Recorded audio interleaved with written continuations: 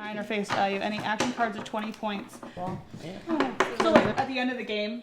No, like if you have 25 cards in your hand, you're out of the game. Ooh.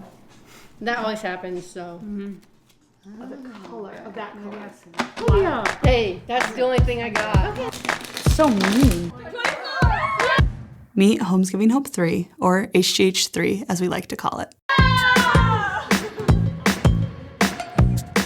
This is Sara. Hi. Smile and look at the camera. Anna. Pot belly. Olivia. And Evie. They don't go that way. And I'm Amber. I'm the RA here. I'm basically a professional roommate.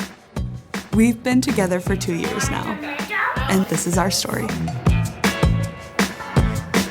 2, 3, 4, 5. Wait, is this everybody? This really is where it all started. The property that we started at, House 1, was Brian's property that he had for sale with a client, and that fell through. He presented the idea of purchasing this property, and we were like, why not? Let's try it.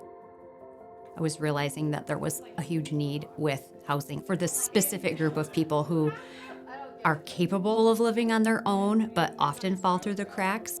There was something in the way or some kind of barrier.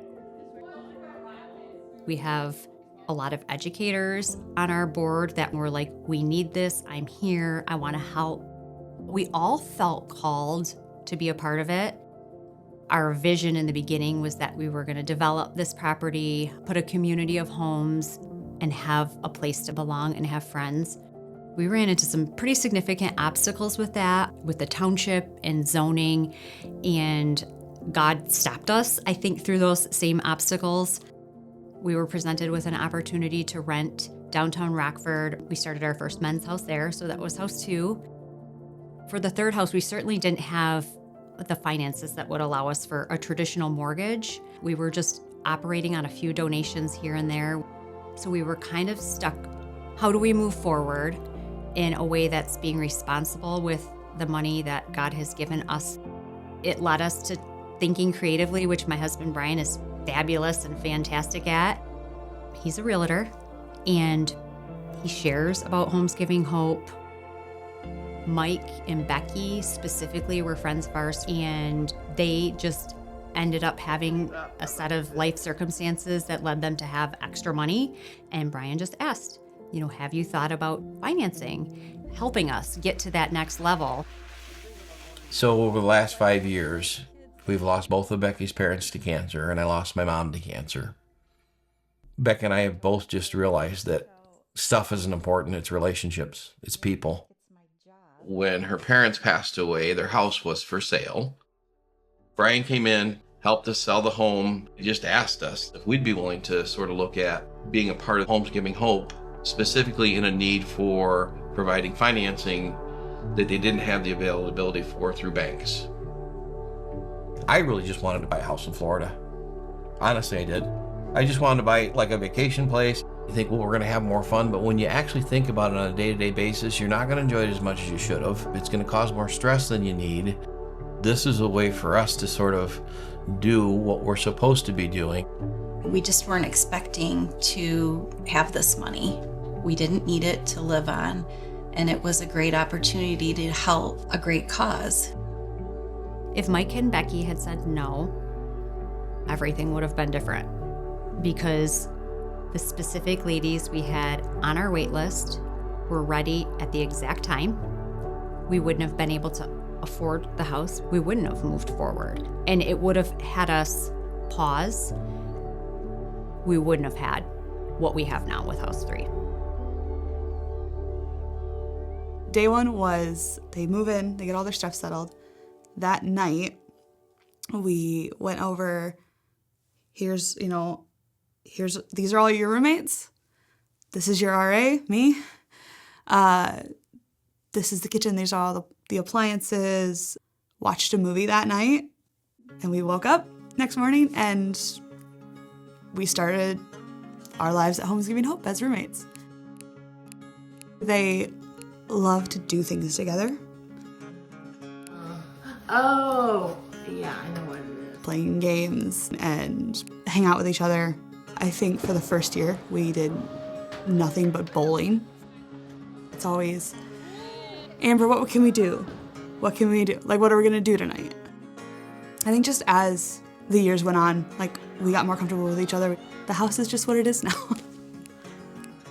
We are definitely like a family. People have figured out how to get on each other's nerves, but they've also figured out how to make each other feel better.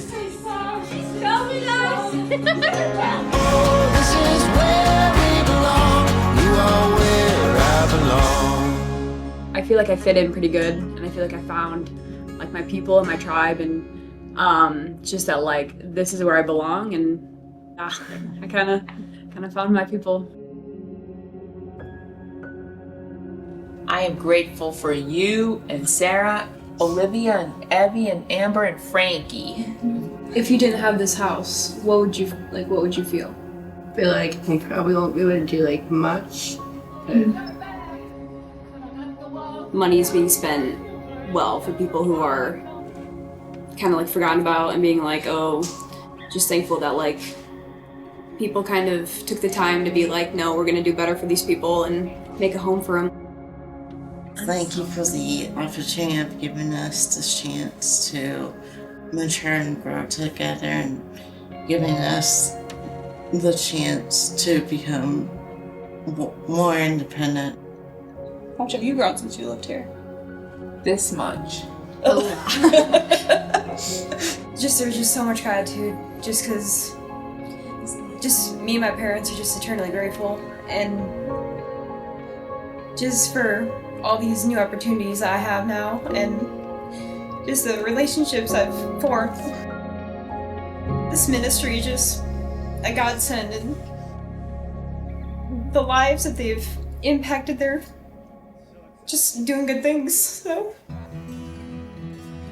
I really want to help grow this organization called Homes Giving Hope because I love what they're doing. I mean, I got to meet all these girls and live with them, and they're amazing. If something I do can help make their lives better, easier, or just more, then I want to do that. There are so many heroes and people in the community, businesses, organizations that come together to make each house possible. Every single resident that lives here is a hero, their life story and what they've overcome. Everything I have here, everything Becky and I have, we're basically just borrowing from God until we die. We have it because of Him to begin with, and we'll have it as long as He wants us to have it. It breaks my heart to think if they weren't able to have this opportunity. We have a huge wait list. We did then, we have a wait list now. Our goal is to take every single open door and opportunity that we can and stop when God tells us we're done. We haven't been told we're done yet. If none of this would have happened, I never would have met any of you. And you guys are pretty amazing.